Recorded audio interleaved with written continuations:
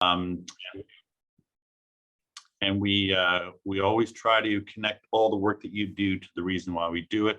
Dr. Martino always does that brilliantly, but we also like to add a bit of the people on the front lines in the clinics. So yes, I'm just adding to Steve my thanks. There's like 26 of us on this so far, with a couple others promising to make it when schedules allow. So if I can, I think you also have your trusty colleague Samantha joining us to give a bit of a firsthand. And just a note for everyone, we are going to record this session with permission because we want to share it with our staff. We also want our staff to understand the importance of what they're working on and the impact of them processing the receipts and doing all the stuff that happens sometimes behind the scenes, and how important it is. So with that, Faiza, why don't I turn it over to you? Thank you so much for that great introduction. I'm very humbled. Just a pleasure to be here today with my colleague Samantha, like you mentioned. She's the manager of the mental health and youth program at Osler. And I'm just going to share my screen now so that we can see if you guys can see it. Can everyone see that? Yes. Okay, great. So I just wanted to before I begin, thank Ken for inviting us, and thank you all today for your time. We're going to talk about youth in our community from the mental health perspective. So the purpose today is really to highlight the impact of the COVID-19 pandemic on youth in our community, and the services, the impact it has had on our services provision as well. So putting Osler in context with our peers, I think that's important to understand that we have the highest number of ED visits for mental health in the province, even compared to CAMH, which is the largest mental health hospital in the country.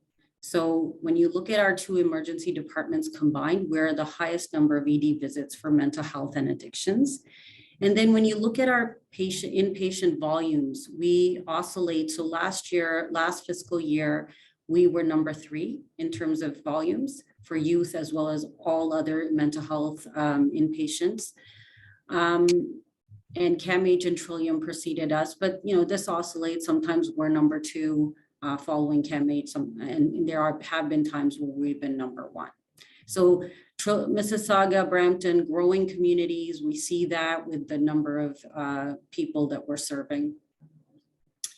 So I want to start first with before the pandemic. So even before the pandemic, youth mental health was a burning platform. So we had, 28,000 families waiting on the wait list. That includes children, but majority are youth.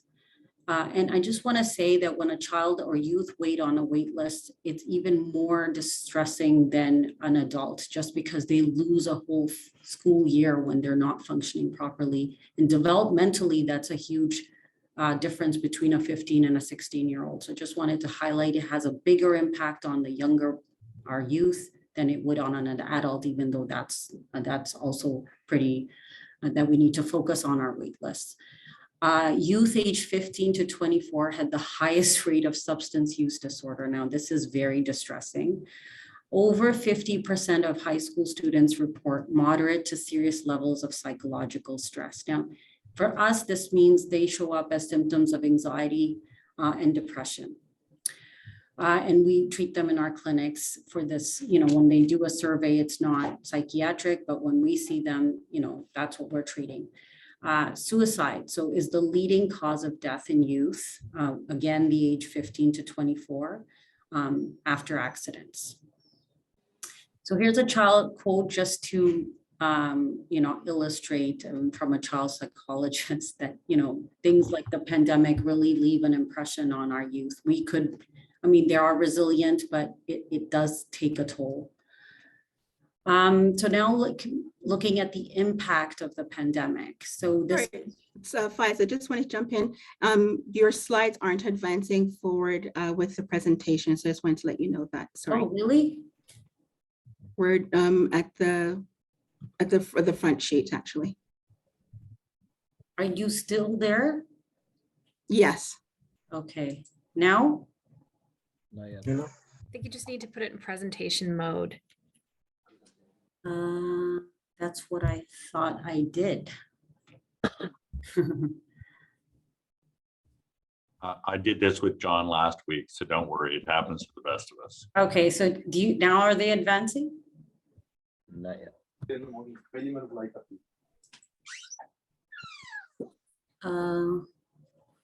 No, On the screen, Faiza, you're not in. There you go. Now they're You're moving. not Now in. they are, yeah. You're on, Okay. So I was looking at this slide here. But Faiza, you're not in slideshow. You're still in. When I do that, then they don't advance. Okay, Are they advancing? Yeah. Okay. Okay, so this is where I was talking about the stats. And then here's a quote from a child psychologist about the impact of things like the pandemic on children and youth. And here this is where I was. So youth mental health, this is from the Ministry and Mental Health Commission of Canada, where they did a survey of thousands of youth, and these are the things that affect the youth mental health during the pandemic. So one of the biggest one obviously was the social isolation, the little structure that they had, school closures, virtual school challenges, and really missing out on major milestone celebrations, lack of extracurricular activities, and lastly, increased screen time and lack of interaction. So one of the things we noticed when we pivoted to virtual care was that our adults really enjoyed that, but the transitional aged youth and the teenage group, they were not as interested in the virtual because they've been spending all their school hours doing that. And it was really that group asked us, can we move in person as soon as possible? So that we thought it would be the opposite, adults not, kind of getting used to the screen time as much, but it has taken a toll on our youth. So looking at, was a sick kid study that was supported by Canadian Institute of Health Research and the Ontario Ministry of Health. So 70% of children and youth reported a worsening of their mental health in the 2 years of the pandemic. Children and youth with no previous diagnosis are now experiencing higher rates of depression, anxiety, irritability, and inattention. And lastly, I think this was reported a lot in the news. Kids Help Phone reported receiving double the number of service requests compared to baseline, which was in 2019. Again, looking a little bit closer, 60% increase in hospitalizations for girls 10 to 17 for eating disorders. This was covered in the news a lot as well. We had an impact on our program as well, where we saw an increased 27%, you'll see later. 25% of parents reported that their children's mental health worsened during the pandemic. And not surprisingly, the age group struggling the most with worsening mental health is the 15 to 24 age group. Anxiety and depression increased 12% to 29% respectively, and 15% to 19% increase in cannabis alcohol use. Now, looking at at Osler and the community that we serve, we saw a 10% increase in our inpatient volumes or occupancy. And our psychiatric intensive care unit for the child and adolescent unit went up by 15%. There was an overall 13% increase in all clinic visits in the last fiscal year.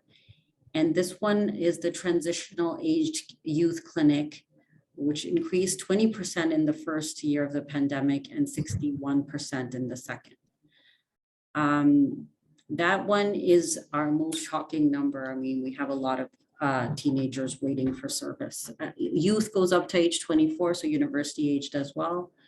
Eating disorder, our wait list is 18 months. And as I said, 27% increase in volumes for our pediatric population from baseline year to the first year of the pandemic, to the second year of the pandemic. It's a small thing, guys. I think we might still have a problem with the slides, just for your information, because information is phenomenal. So if you'd like, I could have a colleague that would help make it easier for you to just speak to the slides. Maybe I could have a colleague try to advance them. Okay, so I'm at my last, I'm gonna pass it on to Samantha. She can go on to the next slide. See if you can, If we could get a copy of them afterwards, it's just because every single stat is devastating. So we'd be grateful. We could be grateful if we could. yeah, I don't understand why I use this all the time. Okay. So should I send it to Tanya and she can share them? She has a copy. Yeah, no, why don't you just continue? Sorry, just if we can get it afterwards, that would be. Okay.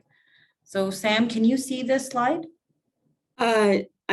No, I'm frozen as well, but I do have my copy, so I'll go by that for my speaking point. So thank you, Faiza, for sharing the data. As Ken, as you say, the data and the information is definitely shocking and has quite the impact for our youth and for our families. So when we look at the data, we hear numbers and we hear information, but what I would like to do is share with everyone stories behind that data, because numbers give us that big picture information, but we want to bring it down to the persons that experience these things. So a couple of scenarios I'm going to share with you, not using real names, of course. We have Anastasia. She's a 17-year-old female. She has obsessive compulsive disorder and crippling separation anxiety. With the onset of the pandemic, social situations added to the anxiety that she already was experiencing at baseline. The pandemic affected Anastasia in several ways. Her social media usage increased. As we know, there was a lot more online learning and therefore much more exposure to that. Her healthy eating habits decreased as she became hyper-focused on her body image, and it was very poor. But again, this is through that increased exposure to media usage and that self-comparison messaging about what's acceptable, what's not acceptable. Anastasia started to binge eat at nighttime, and she had great difficulty sleeping. As I'd mentioned before, she also was diagnosed with obsessive compulsive disorder. So she had a list of 20 items that she needed her mother to perform as part of her bedtime rituals before she could feel safe. And this only increased because of the uncertainty of the pandemic itself. Previously, this client had been an active member of her drama club at school. But as a result of COVID-19, she lost communication with her friends to the same degree. She missed out on her prom and her graduation, and this only further led to a diagnosis of depression and feelings of further isolation. So that's one story. Another story of a client with our clinic and our services is about Rachel. During the pandemic, Rachel, she returned to Osler's Child and Adolescent Mental Health Services in December 2021. She had been struggling with anxiety since the onset of the pandemic. Prior to the pandemic, she was active as well in 2 sports teams, both softball and lacrosse. But with COVID-19, as we know, all of that came to an abrupt halt. Her mom suggested that the COVID-19 lockdowns and isolation protocols had resulted in increased feelings of anxiety and panic.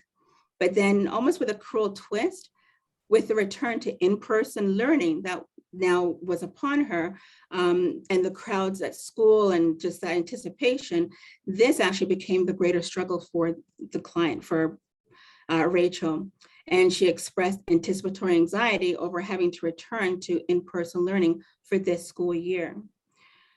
Mom had expressed quite a bit of hopelessness in terms of the success for her daughter. So these are just a couple of stories out of the thousands of stories that the data shows and that are out there. Thankfully, we could say for these 2 scenarios, they both did end well.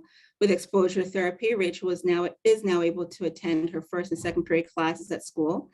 And Anastasia, with therapy at our clinics over the past 10 months, she's been able to remove the ritual list, and her thoughts on her body image have shifted And she's just become more grateful for the little things in life. But as you can imagine, these stories and the journeys of youth living with mental health continue, and it can't be overstated what the critical impact mental health is having on our youth as well as their families today. And that is what is reflected by these stories as well as with the data. So we just wanted to be able to share that with you today.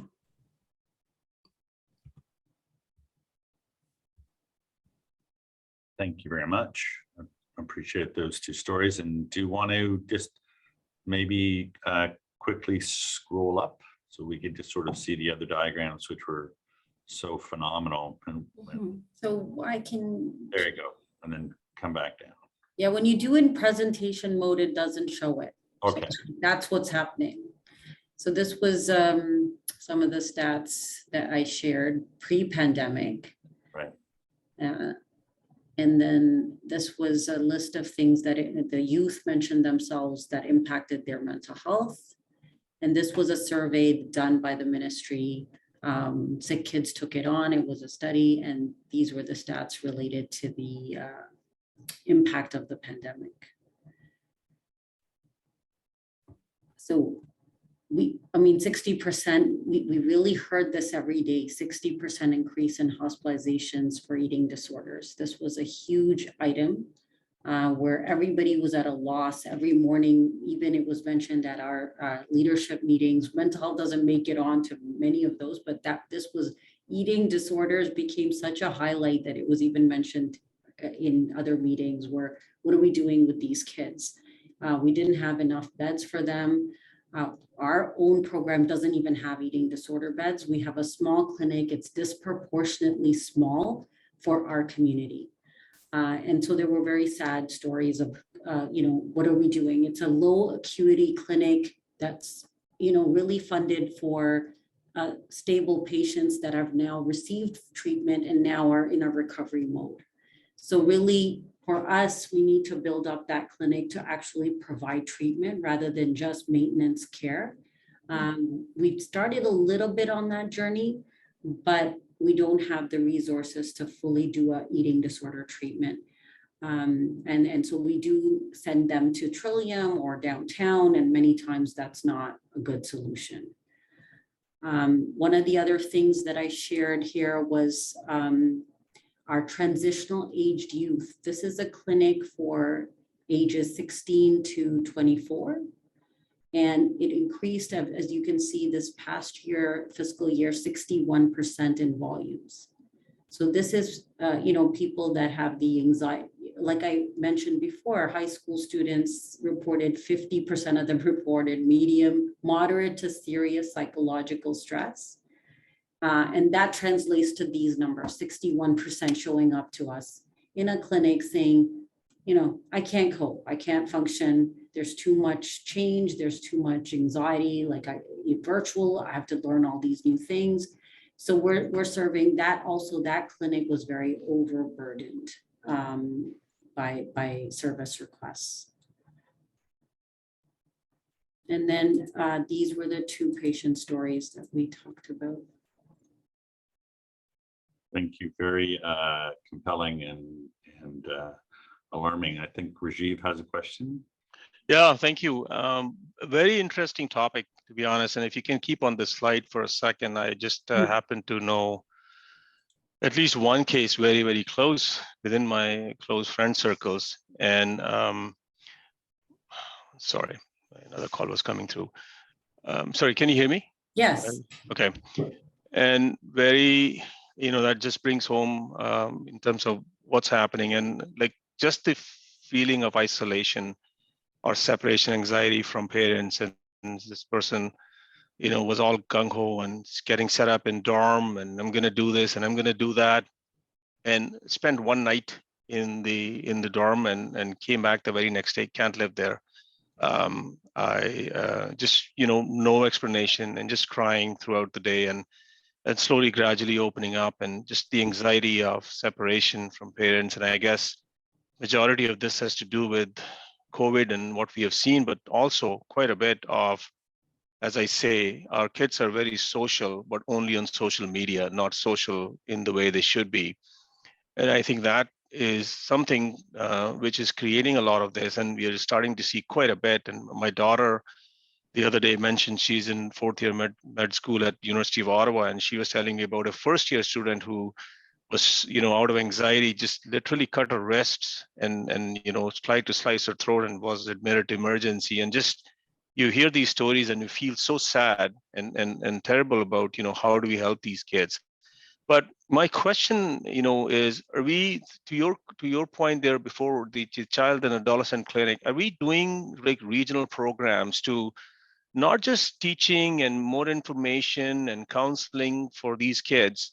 Like, are we doing anything like that to sort of, them, instead of getting admitted to a hospital and getting there, versus how do we stop that at inception type of a thing? Is there any thought on that? So you're talking about prevention more? Yes.